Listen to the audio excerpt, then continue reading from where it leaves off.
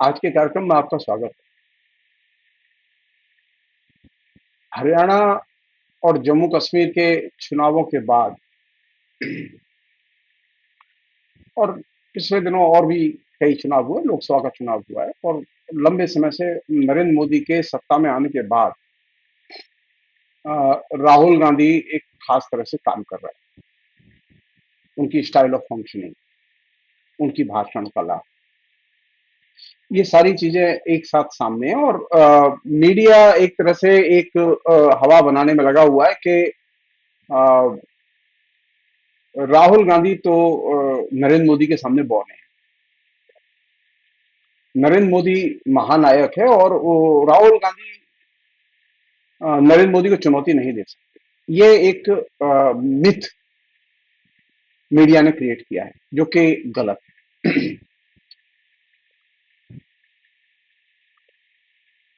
एक जमाना था कि कांग्रेस लोकतंत्र की मुख्य धारा का निर्माण करने में अग्रणी थी।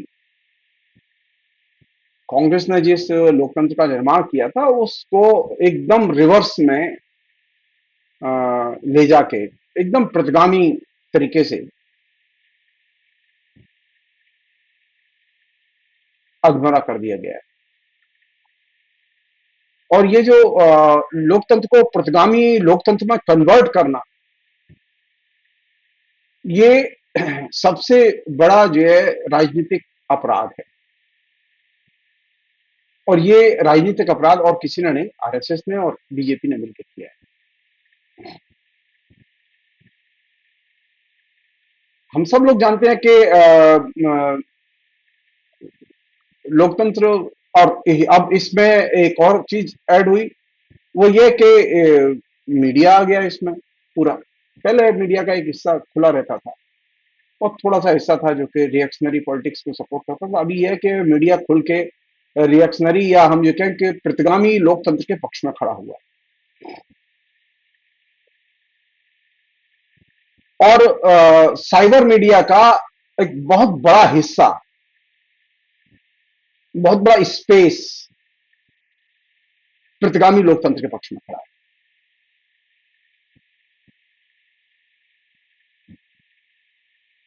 और राहुल गांधी इन सबके खिलाफ एक नए लोकतंत्र की तलाश और नए लोकतंत्र के निर्माण के काम में लगे हुए हैं।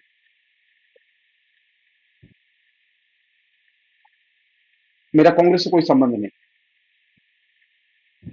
मैं कांग्रेस के कभी किसी भी नेता से मेरी कोई दोस्ती भी नहीं रही। मैं कभी मिला भी नहीं किसी से।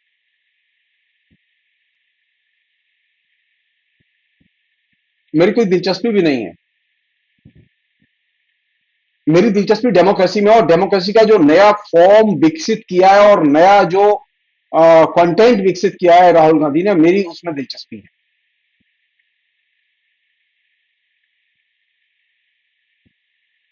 तो एक तो हमारे सामने जो प्रतिगामी लोकतंत्र है, जिसे कि आज की डेट में मुख्य धारा का लोकतंत्र कहते हैं, मोदी लोकतंत्र कहते हैं जिसे, वो मेन स्ट्रीम डेमोक्रेसी है। राहुल गांधी इस प्रतिगामी लोकतंत्र को, जिसको कि मेन स्ट्रीम डेमोक्रेसी बनाया जा रहा है और प्रचारित किया जा रहा है, इसके एकदम अगेंस्ट में है।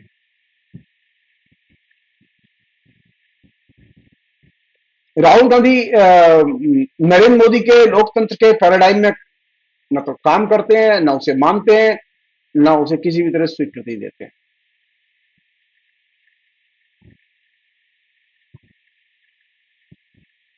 और ये जो नए लोकतंत्र की तलाश जो राहुल गांधी के अंदर दिखाई देती है, उस नए लोकतंत्र की तलाश का एक महत्वपूर्ण काम है जो कि अपने तरीके से कांग्रेस कर रही है, जैसी भी उसकी शक्ति है।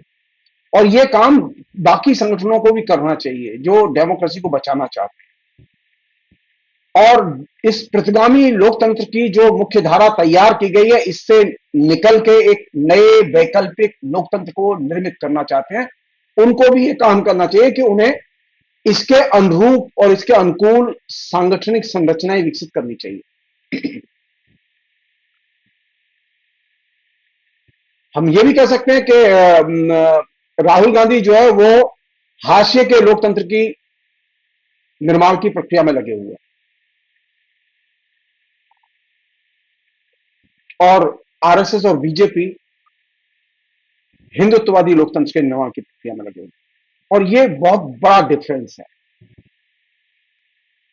इसलिए वे भी लोकतंत्र में पार्टिसिपेट कर रहे हैं, हम भी लोकतंत्र में पार्टिसिपेट कर रहे हैं। सवाल यह है कि इन दोनों का यानी राहुल गांधी का और मोदी का लोकतंत्र में पार्टिसिपेट करना जब हम देखें तो हम ये विचार करें कि आखिर इन दोनों का लोकतंत्र के प्रति नजरिया क्या है। नरेंद्र मोदी का लोकतंत्र के प्रति नजरिया अनडेमोक्रेटिक है और प्रतिगामी है। ये तमाम किस्म के रिएक्शनरी आइडियाज, वैल्यूज, संस्कार, इन सबको एक तरह से स्थापित करना चाहते हैं जो कि लोकतंत्र ने जिन्हें अपदस्थ कर दिया था उन सारी चीजों को वो सेंटर में ले आए हैं और इस अर्थ में वे प्रतिगामी लोकतंत्र के सिपह सालार की तरह हमारे सामने खड़े। तो हिंदुस्तान के सामने अभी एक बहुत ही साफ अंतर विरोध है। एक तरफ नरेंद्र मोदी है प्रतिगामी लोकतंत्र के प्रतिनिधि के तौर पर और इनके साथ में सीधे टकराहट है नए लोकतंत्र की जिसको रिप्रेजेंट राहुल गांधी और दूसरा विपक्ष जिसे इंडिया गठबंधन हम लोग कहते हैं वो उसे रिप्रेजेंट करता है। और यहां मैं खाली कंसंट्रेट करूंगा सिर्फ राहुल गांधी और नरेंद्र मोदी पर।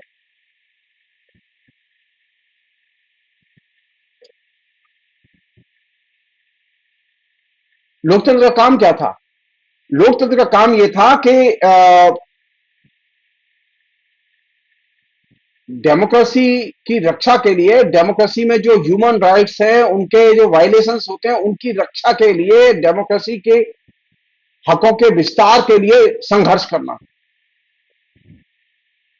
संयोग की बात है कि कांग्रेस जब तक सत्ता में रही उसे सत्ता तो उसने डेमोक्रेटिक तरीके से चलाई एक इमरजेंसी को छोड़ के, लेकिन नीचे जो स्ट्रगल है उस स्ट्रगल के लिए जो स्पेस तैयार करना चाहिए वो स्पेस तैयार करना वो भूल गई।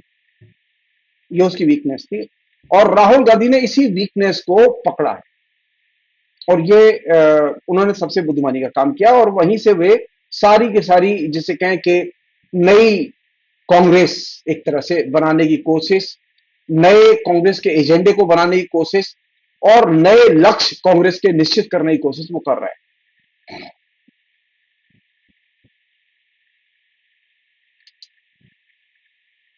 एक अन्य चीज है जो कि इस बीच में विकसित हुई है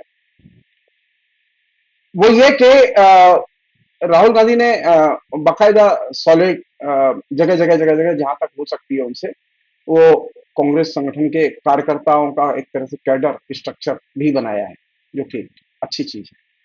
इसे और ज्यादा विकसित और गहरा होना चाहिए और व्यापक होना चाहिए क्योंकि डेमोक्रेसी में स्वतंत्रता के विकास के लिए और लोकतंत्र के नए लोकतंत्र के विकास के लिए कैडर बेस्ड पार्टी का होना बेहद जरूरी है। बिना इसके आप डेमोक्रेसी का विकास नहीं कर सकते। ये जो डेमोक्रेसी पर जो हमले आ रहे प्रतिगामी लोकतंत्र के, प्रतिगामी लोकतांत्रिक शक्तियों के जिनमें बीजेपी, आरएसएस, विश्व हिंदू परिषद ये तमाम भगवा संगठन शामिल है, पूरा का पूरा एनडीए का गिरोह शामिल है जिसमें इसमें आरएसएस कैडर बेस्ड पार्टी है। सो डेमोक्रेसी में अगर लोकतंत्र का विकास करना चाहते हैं या लोकतंत्र का विनाश करना चाहते हैं तो कैडर का होना बहुत जरूरी है और यह चीज आरएसएस ने पहचानी है। कांग्रेस को इस दिशा में बहुत तेज गति से काम करना होगा। दूसरी चीज और है कि जब आप कार्यकर्ताओं का पूरा समूह तैयार करें तो कार्यकर्ताओं का समूह तैयार करते समय उन्हें लोकतांत्रिक मूल्यों और लोकतांत्रिक कार्यक्रमों से शिक्षित भी करें और कार्यकर्ताओं के मन में यह चीज पैदा की जानी चाहिए कि वे अदर्स के या अन्य के या हाशिए के लोगों के या वे लोग जिनके लोकतांत्रिक हकों पर हमले हो रहे हैं उनके हकों के लड़ाई के लड़ने के वे पक्षधर हैं और उसके लिए वे पहल कदमी करें। यही चीज जो है वो उनके अंदर लोकतांत्रिक चेतना और शांतिपूर्ण संघर्ष की चेतना, वो दोनों ही चीजें पैदा करेगी। इसी के जरिए आप स्वतंत्र निर्भय वातावरण भी बना पाएंगे। राहुल गांधी को ये क्रेडिट तो जाती है कि उन्होंने इस जो भय का वातावरण था उसका पूरा का पूरा जो जाल फैलाया गया था उसे एकदम तार तार कर दिया, और वो तार तार इसी तरह से हुआ है।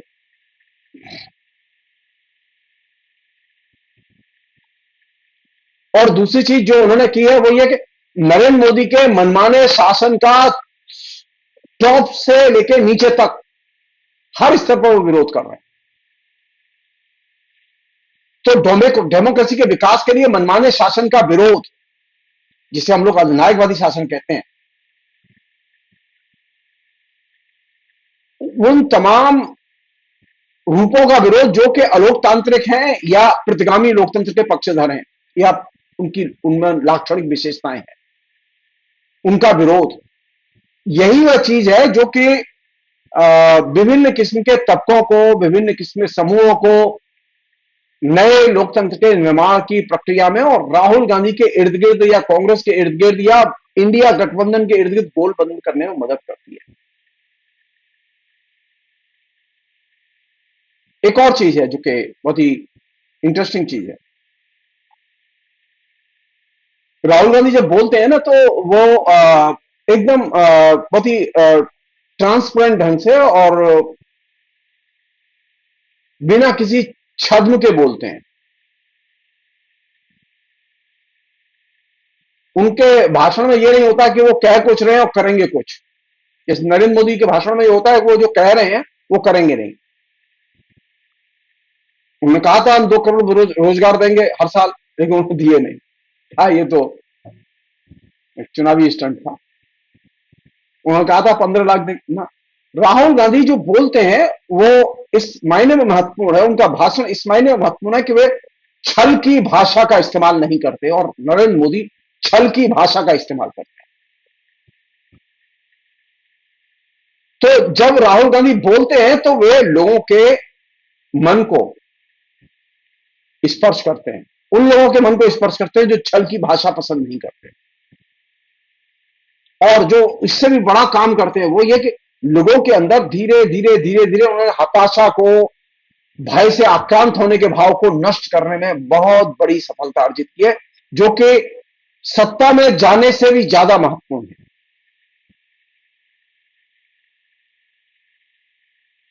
राहुल गांधी के पूरे व्यक्तित्व को और पूरे की पूरी गतिविधियों को कांग्रेस के ट्रेडिशन में रख के नहीं देखा जा सकता, खासतौर पर इंदिरा गांधी के ट्रेडिशन में रख के नहीं देखा जा सकता। राहुल गांधी की जो फंक्शनिंग है वो एकदम अलग किस्म की फंक्शनिंग है। वो बहुत ही इनफॉर्मल, बहुत ही आ, सुलझे हुए दिमाग के और साफ ढंग से बात करने वाले नेता के तौर पर हमारे सामने आए हैं, और उनके जो आचरण है और उनका जो वक्तव्य है उसके बीच में बहुत छोटा सा गैप है, बहुत बड़ा गैप नहीं है।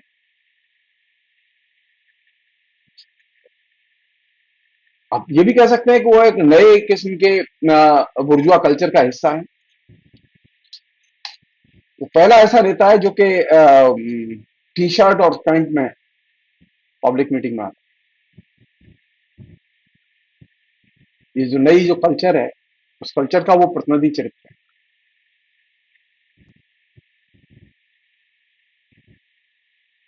वो जो इंडियन यूथ है, जो उसकी ड्रेस है, उस ड्रेस कोड को उसने धारण किया हुआ है, जो कि बहुत ही इंपॉर्टेंट चीज है।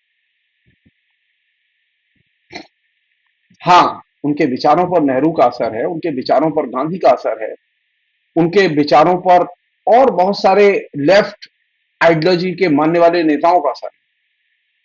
एक छोटा सा नमूना बता रहा हूं आपको। राहुल गांधी के पॉलिटिक्स में आने के बाद में जो घटा है वो ये कि जिसे अभी लोग कहते हैं ना वो रेवड़ी कल्चर, राहुल गांधी, सब लोग जानते हैं कि एक जमाने में सीपीएम के लोग, लेफ्ट के लोग ये मांग करते थे बेरोजगारी भत्ता दो, बेकारों को काम दो या बेरोजगारी भत्ता दो। आज स्थिति है कि लेफ्ट का वो एजेंडा नहीं है, बल्कि वो कांग्रेस का एजेंडा है।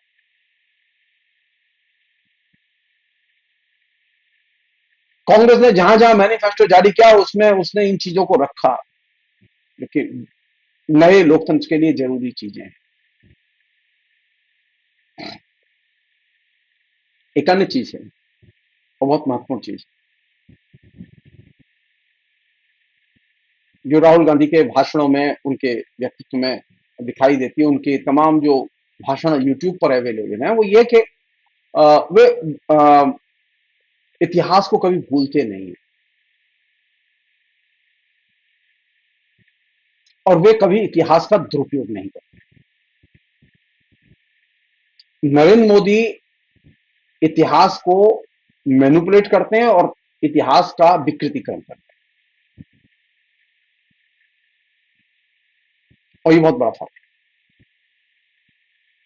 क्योंकि जितने भी लोकतंत्र विरोधी लोग रहे हैं वे इतिहास को मैनिपुलेट करते रहे और उसका विकृतीकरण करते रहे, लेकिन जिन्होंने लोकतंत्र की सेवा की और लोकतंत्र का विकास किया है उनके लिए इतिहास रोशनी देता है और मदद करता है। और इसी संदर्भ में ये बार बार बहुत सारी अ, चीजों का जिक्र करते हैं और इतिहास को याद भी रखते हैं। हम ये कह सकते हैं कि इतिहास उनकी स्मृति का और उनकी पॉलिटिकल एक्टिविटीज का अभिन्न हिस्सा है। भारत का इतिहास, खासतौर पर आधुनिक भारत का इतिहास, फ्रीडम मूवमेंट हो या रेनेसा हो या बात का समय हो,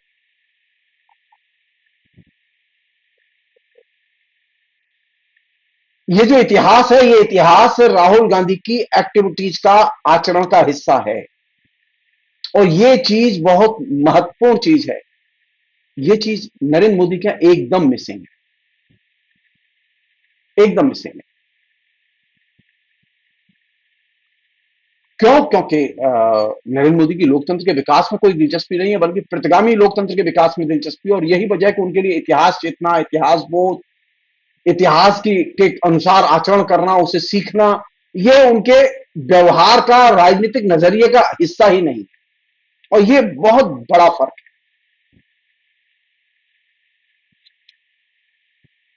एक और चीज है, आप ध्यान से देखिए, नरेंद्र मोदी ने पहले दिन से, जब से वो आए हैं केंद्र की राजनीति में, और अब तक जितने भी भाषण दिए उसमें तकरीबन 90% चीजें कॉमन है। भाषण बदला नहीं है।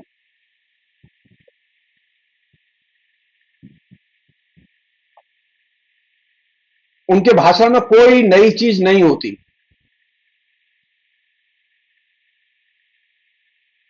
पहले बार जो भाषण दिया उन्होंने, प्रधानमंत्री बनने के पहले जो भाषण दिए इलेक्शन में, 2014 के चुनाव में, और अब जो भाषण दे रहे हैं उसमें कोई बुनियादी तौर पर 90% से अधिक चीजें वही हैं जिन्हें वो लगातार बोलते रहे और रिपीट करते हैं, जिसे हम लोग कहते हैं उनके अंदर पुनरावृत्ति की अद्भुत क्षमता है।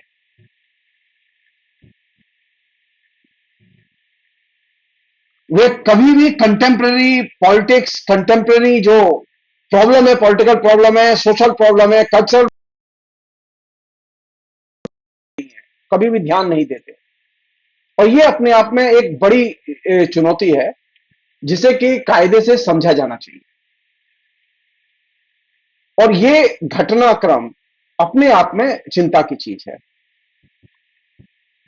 कि राहुल गांधी हमेशा कंटेम्प्रेरी पॉलिटिक्स पर बोलते हैं, कंटेम्प्रेरी पॉलिटिक्स में हस्तक्षेप करते हैं। और ये कंटेम्प्रेरी पॉलिटिक्स में हस्तक्षेप करना, ये अपने आप में इस बात पर निर्भर करता है कि आप कंटेम्प्रेरी या समसामयिक भारत को कितना करीब से जानते हैं। आज मैं भरोसे के साथ कह सकता हूं कि नरेंद्र मोदी समसामयिक भारत को करीब से नहीं जानते।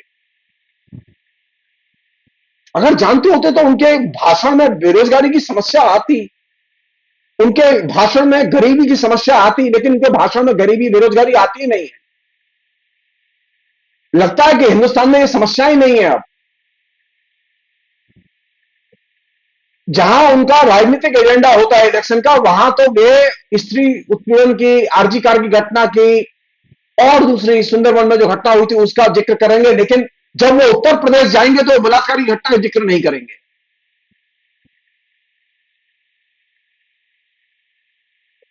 राजनीतिक व्यक्तित्व के लिए जरूरी है कि वो समसामयिक राजनीति, समसामयिक सामाजिक आर्थिक जीवन इसमें हस्तक्षेप करे, बोले। लेकिन नरेंद्र मोदी तो बोलते ही नहीं। आपको लगेगा कि बंगाल में तो बिल्कुल नरक फैला हुआ है और उत्तर प्रदेश स्वर्ग बन चुका है, जबकि हकीकत यह है कि उत्तर प्रदेश में सबसे ज्यादा बलात्कार होते हैं, उत्तर प्रदेश में सबसे ज्यादा स्त्री उत्पीड़न होता है, उत्तर प्रदेश में माफिया गैंग खुलेआम घूम रहे हैं। और तो और बिश्नोई गैंग तो जेल में से ऑपरेट कर रहा है। और यह चीज अपने आप में दिलचस्प है। इससे पता चलता है कि कंटेम्प्रेरी पॉलिटिक्स, कंटेम्प्रेरी रियलिटी, इससे एकदम कट ऑफ है नरेंद्र मोदी, और वे धुआंधार प्रोपेगेंडा करके लोगों को मोहित किए हुए हैं। इस मोह में डूबे हुए नौजवानों को, जनता के लोगों को मोह से निकालना, ये राहुल गांधी के लिए एक चुनौती है। तो राहुल गांधी अब किस रूप में सामने आते हैं? लोकतंत्र के, या नए लोकतंत्र के निर्माता और रक्षक के तौर पर सामने आते हैं।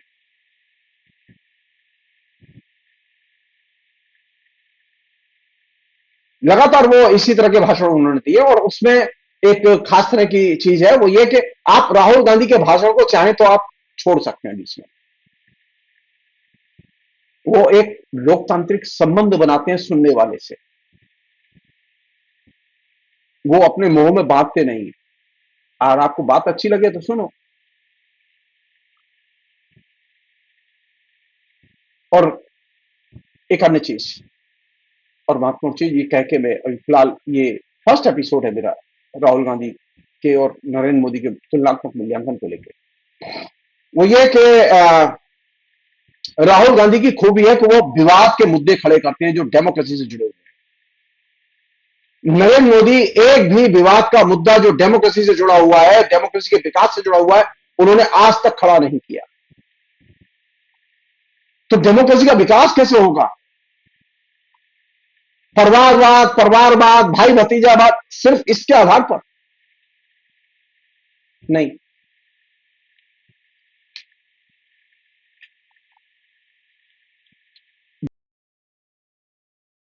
की संपदा को कैसे बचाया जाए, ये बहुत बड़ा कंसर्न है राहुल गांधी का, और नरेंद्र मोदी का इससे कोई संबंध नहीं है। नरेंद्र मोदी खुले हाथों देश की संपदा को बांट रहे हैं, पूंजीपतियों को दे रहे हैं।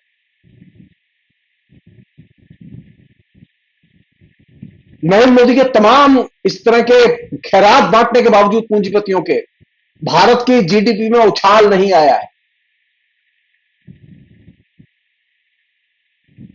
संस्थान, संवैधानिक संस्थान सुचारू रूप से संवैधानिक नियमों के अनुसार काम नहीं कर रहे।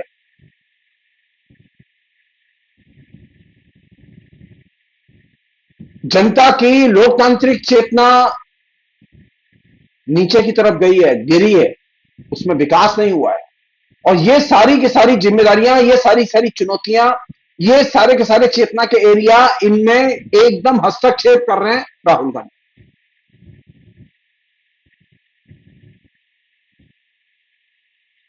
इसलिए हमें देखना होगा कि राहुल गांधी डेमोक्रेसी को कैसे देखते हैं और नरेंद्र मोदी कैसे देखते हैं। नरेंद्र मोदी प्रतिगामी लोकतंत्र के नायक हैं, और राहुल गांधी नए लोकतंत्र के नायक हैं। ये पहला एपिसोड है, फिलहाल यहीं पर। बहुत बहुत शुक्रिया, थैंक यू।